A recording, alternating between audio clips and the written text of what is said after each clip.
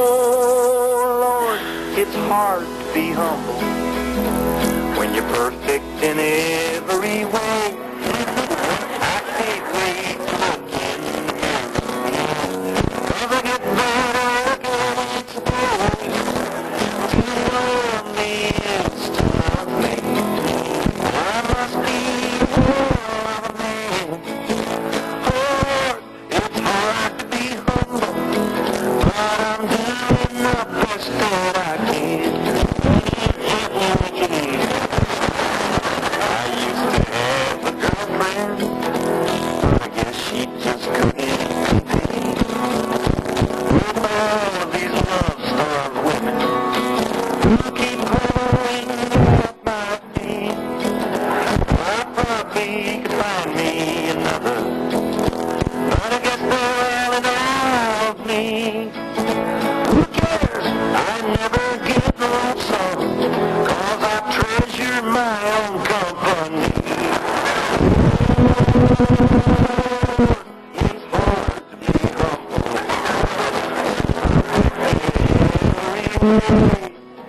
Oh, I can't wait to look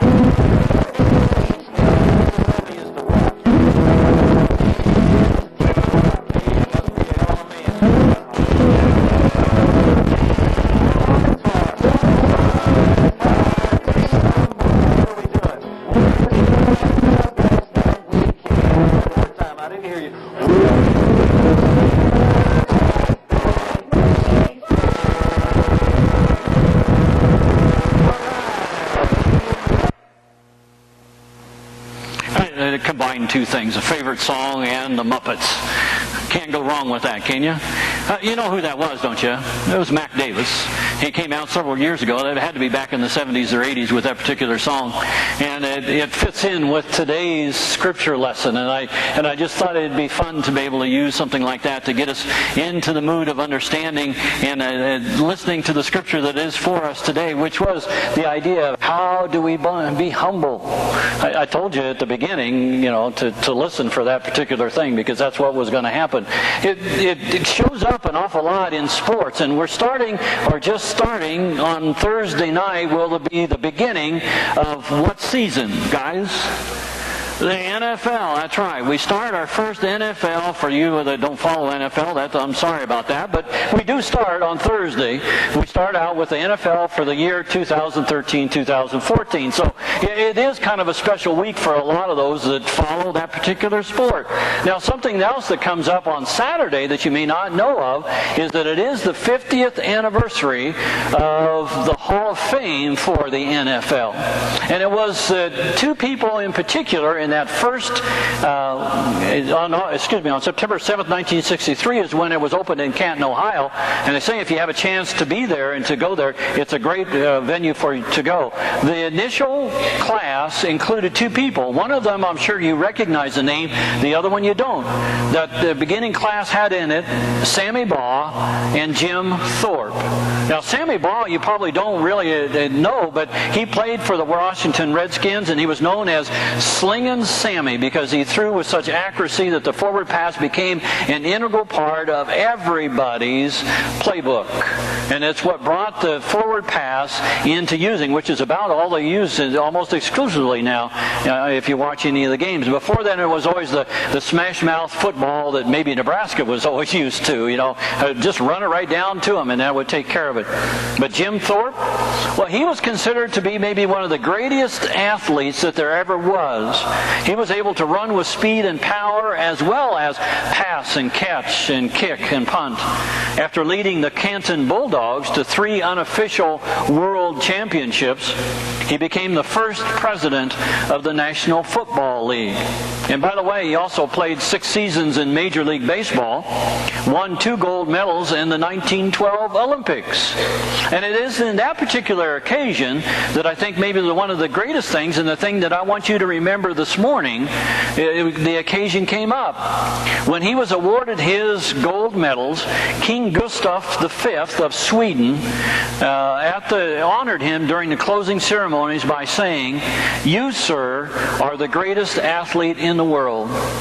To which Thorpe replied, "Thanks, King."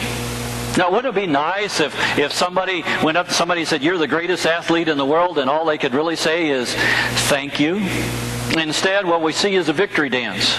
I mean, that's what's happening now. I think a lot of times we almost make it a part of the game, is that we want to know what victory dance they're going to use whenever they make a touchdown.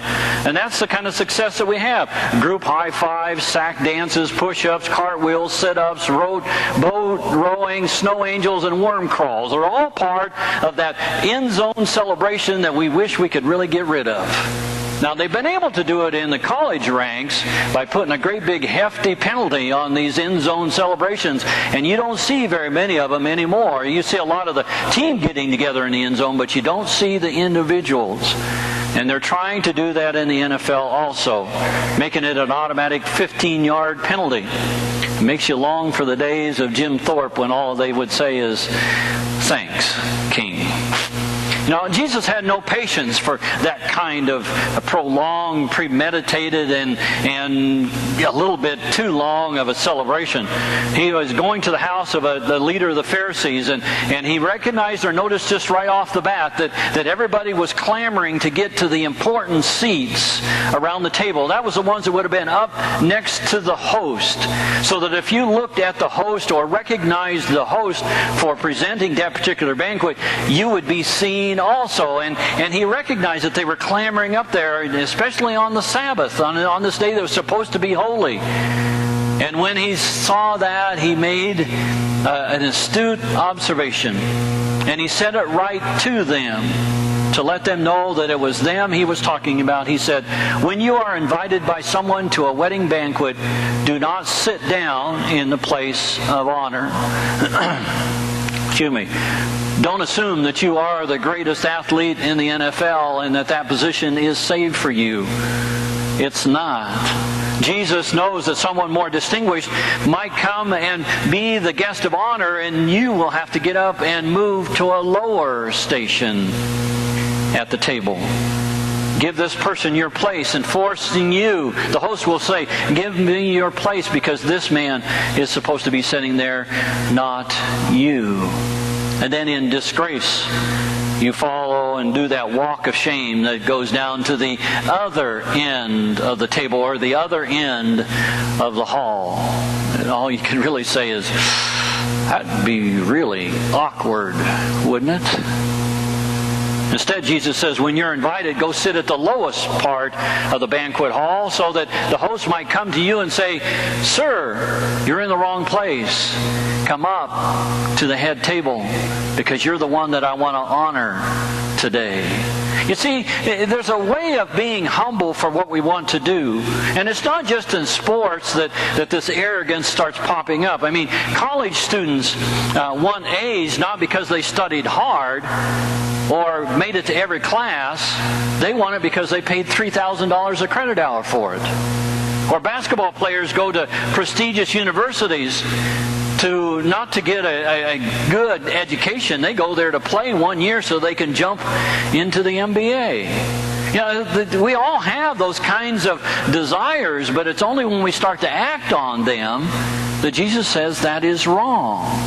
And certainly, don't get me started on what's happening on television today. I mean, we got all kinds of situations on television that proclaim our self-importance. Shows like The Real Husbands of Hollywood or Jersey Shore or Keeping Up with the Kardashians. I mean, if you watch those, you understand and recognize right off the bat why they're having the show. They want to point to themselves. Jesus says that's not our place in life. There's a story about Muhammad Ali, world famous boxer. You all know who he was, especially in his